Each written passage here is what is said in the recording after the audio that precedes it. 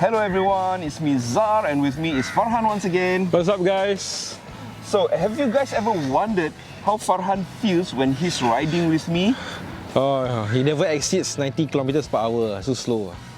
Yes, I like it slow. Yes, I like it slow. And I want to invite all you slow folks out there to join me in this ride that I will be organizing. So this ride, which I call the Tortoise Run, is a day trip which we will ride around the state of Johor in a leisurely manner. So if you guys are interested to join me in this Tortoise Run, click on the link below and we'll see you there. And I may be there also lah. You want to join? Wait. Sebelum saya terlupa, jika anda merupakan peminat kami yang berada di Malaysia, terutama sekali di sekitar Johor dan Johor Bahru dan berminat untuk sertai The Tortoise Run, klik link di bawah ini dan kita akan bertemu anda di sana nanti.